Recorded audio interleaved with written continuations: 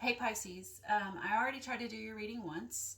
I've got a past, present, future spread for you on the table here. I've clarified it, and at the end I'll get you cards of advice, but I had to stop the original reading because I had to sit with your overall energy for a moment to try and piece it together because it's very contradictory. We got both the Hermit and the Three of Earth in reverse. Now, if they were both in the upright, it would be implying that you were maybe collaborating with someone with the Three of Earth. And then the Hermit is like, no, no, no, you're doing it alone, right? You're, because, hermits, they're typically doing whatever inner work it is that they need to do, seeking wisdom. They're usually doing it alone. And being that it's in the reverse, I think it's got the same exact message, or it's what I thought initially. But now I decided to pause the video and look deeper at the imagery in the cards because these are both very, very poetic in their art. And so what I saw when I decided to look a little closer is this Hermit here is not alone. He's got this other being here with him. So here we have what I'm assuming is the Hermit. And then we have this smaller figure in the foreground who is like a partner or something, or let's just call it a partner. And so that to me is implying that you're not doing this alone. Whatever this wisdom is that you're seeking, whatever this path is that you're following, you're not alone. However, again, it came with the Three of Earth, which in the upright is the card of collaboration.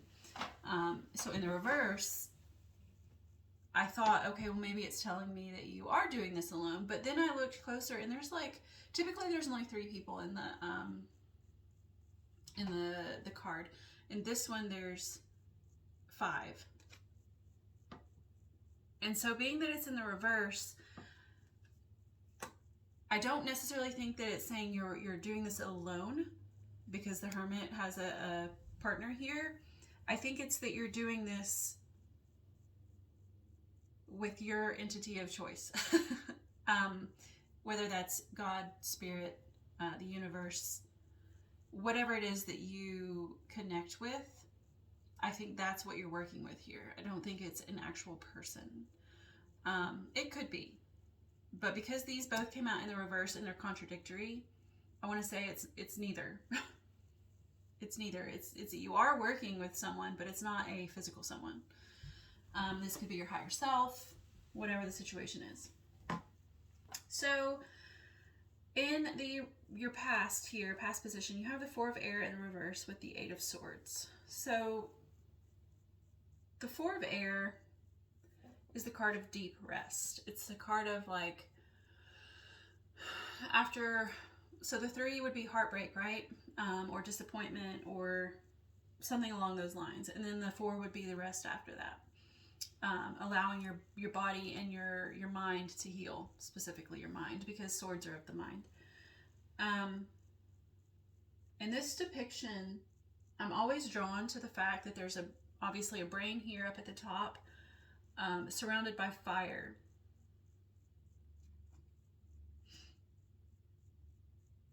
I don't think the fire has anything to do with it this time. I think the brain is significant though, because we're talking about a rest and healing of the mind, right? And it's in the reverse. But then we have it paired with the Eight of Swords in the upright. And so I feel like there's some sort of blockage. There's some sort of inability. I don't want to call it an inability because it's something that you could probably work towards, but there's a lack of rest, a lack of healing of your mental space.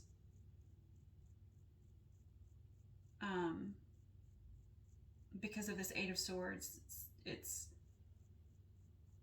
so the traditional Rider-Waite-Smith deck, there's a woman surrounded by swords, and let me just see if I can find it in my book. And she's got a blindfold on. Here it is. That was quick. It came straight to it. Your cards are just coming out fast today. So there's the traditional Eight of Swords. And it's like, this is her going within and seeking answers in her own mental space, right? And perhaps that's what you're doing here, but it also feels like a boundary, right? Like there's, or a mental prison even, because of let me show you one more time. I'm trying to get across like the feeling I get when I look at this card. So swords are the mental space. So this is like a mental barrier around her, behind her. Now, it's said that she could get out of these bonds if she wanted to. Like, she's put herself in this stasis, right? And that she's not really stuck here. But because it's paired with the Four of Air in reverse, it feels that way. It feels like you're just kind of stuck in this mental prison, unable to heal. And maybe this is what I feel like maybe this is what you're working on with your higher power, right? Your inner child, your inner demon even. I don't see, I do not see the devil here. I mean, I don't even see it in other cards, but it could absolutely be like some negative thought patterns or something like that. But anyways, this is your past position, and I feel like that's what your overall message is pertaining to. So then we come to your current position here with the Seven of Water. And the Seven of Water is options, right? It's different paths that you could go down. And I'm drawn to the one that leads to this volcano-looking head. It's a mountain that looks like there's a volcano maybe coming out of the top of it. And the reason I think I'm drawn to it is because of this brain in this first card, surrounded by fire. And so I think that's the path that I'm supposed to be honing in on here. And that's the path to equilibrium, and maybe it's the path to transformation, because we have the King of Swords here. And the King of Swords, if we want to call it transformation, let's say transformation of the mind, mastery of the mind. Because the King of Swords, all the kings master their suit. And as I've already said multiple times, swords are anything in the mental space. So the mind, the intellect, the ego, thoughts, communication, etc. And then Temperance is patience. But she's also, again, equilibrium, like a balance. She's in some decks, in fact, this other one that I'm working with here today is, she's, what is the word I'm looking for? Alchemy. She alchemizes, right? She changes, which seems important here. She changes, or at least alchemists do, they change some materials to create a new one, right? They combine materials to create a new material. And so I think that's here what this is emphasizing is this path that you're meant to go on to this brain, this volcanic brain, this, I don't know if that is symbolizing passion, or because fire is passion, or just like a mental dump. It kind of looks like do you ever do brain dumps? That's kind of like what that's feeling like. Like your mental space may be ready to explode. And so there's this is the path to the mental dump, right? Which I think in turn leads you to this transformation and this balance and this alchemization. What you're alchemizing, I'm not sure. Maybe it's going to tell us in our future position. So I think that's where you're at right now. This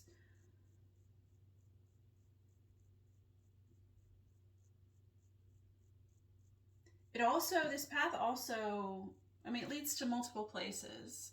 But I think if you look closely, you can see that it's this immediate path leads to this doorway here, right? And I think that doorway up in the clouds here is where this mountain resides, but that's the doorway you're meant to go through to get here. I don't think you're there yet. I don't think you're at the brain dump just yet. But I think that's where you're headed currently. And I think that continuing down that path is going to lead you to that transformation and that alchemization and the balance. But the temperance is saying, you know, that this will require patience, right? So in your future energy here, you have the Five of Earth paired with the Ace of Swords in reverse. So the Five of Earth, I think that this is a continuation, okay? Because the Five of Earth is a feeling of lack, right? A feeling of, a lot of people use the phrase being left out in the cold. But if you see in this depiction, this man here, right here under the tree, he's like full of pain and sorrow and misery. He's like, just, if only I had this resource or whatever this is that I need, then everything would be, you know, well in the world. But what he's not realizing is that all he's got to do is, you see how very little digging needs to be done to get to this pot of gold, this treasure chest here. If he just digs a little bit deeper, and let's use that as a metaphor, right? Digging a little deeper, implying that, like, just try a little harder, just keep going. You don't have far to go. But a lot of times people don't see that. We don't see that there's not much farther to go, and so we're just in this like loop of feeling down and out, right? Down on ourselves, and you know, just bummed. And so what we have here with it is the Ace of Swords in reverse. So there's some, like, I believe that I was gonna say there's some blockage, but I know what the blockage is. This is blocking a fresh start. We want this Ace of Swords to be turned upright. But in order to do that, we have to leave this mentality behind. And this isn't your advice, this is your future placement. And so it's saying that this is where you're going to be. This is where you will be. And I don't want, you know, it's not set in stone. You have the power to avoid that path. But to avoid that path, you have here, again, this transformation that's in the works, right? So it's that path you have to follow to get to that brain dump. So I think the brain dump is important here, if you want to turn this Ace of Swords in the upright and have that fresh start. And this is a fresh start in your mental clarity, in your mental space. Whatever that means to you, it could be, again, the intellect, the ego, communication, just your thought processes, whatever it is. That's how you get there. Gotta have that brain dump and try to, well, again, I'm not trying to give you advice just yet, but if I were to give you advice, if I looked at these cards as advice, it's saying brain dump, right? Before the mental space, you know, comes to an explosion point. Allow that to transform and alchemize your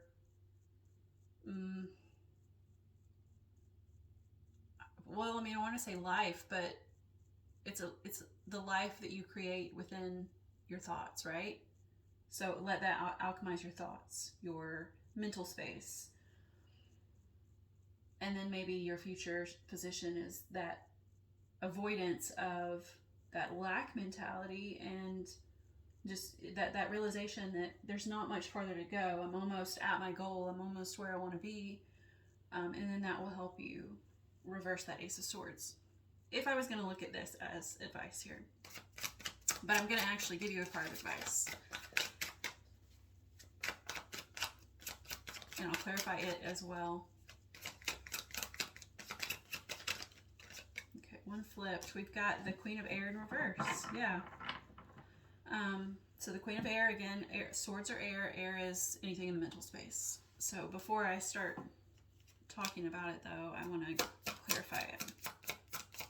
She's got the hand positions as above, so below. You have a lot of air and fire here. Well, not a lot, but you've got a lot of air for sure. But then you've got that 7 of water that has that volcanic component to it, and then the 4 of air has that fiery component to it. Both of them in the mental space, though. Both of them in the brain. So anyways, the Queen of Air, she's holding the hand signal for as above, so below, which means that, you know, whatever happens in the mental space can be manifested in the physical space, right? So it's in the reverse. And so it's like, I feel like the advice here is not to allow your physical situations, your physical, what's the word I'm looking for? Let's just call them situations. Don't allow your physical situations to dictate what goes on in the mental space. Okay, it's supposed to be the other way around. Your mind is supposed to be the component that manifests, not what you know what's in your surroundings. Your surroundings are not supposed to dictate what you think, right? It's other way around. And then you have the King of Wands clarifying it. The King of Wands is, well, did I already say this? I did. So all kings are masters of their suit. Like I said with the King of Swords. King of Swords masters his mental space. The King of Wands masters his passions, his excitement, his creativity. And because you've got that 4 of air with the fire in it, and then you've got the 7 of water with the volcanic aspect to it, I think these are all related. Potentially. But actually, I'm really being drawn to the two, I don't know if these are 2 worlds or 2 moons, but I'm drawn to both of these here. And a lot of times when I see this, I get the phrase between 2 worlds. And so it's like, I sort of feel like this is you stuck maybe between the physical and the mental. So again, I told you in the beginning, we had that in your past position, you have that 8 of Swords that kind of felt to me like a prison, a mental prison. And so I wonder if this is you again, like stuck between these 2 worlds here, which one is physical and one is mental. It's like trying to master these 2 worlds and maybe bring them together, manifest the proper way, the as above so below way, rather than so below as above, or as below so above. I think that's the advice here, is maybe mastering both worlds. But to do so, you need to make sure that your manifestation process is as above, so below. Mental space outwards, not the opposite. So, Pisces, that's what I have for you. I hope you enjoyed it, and I hope to see you next time. Bye.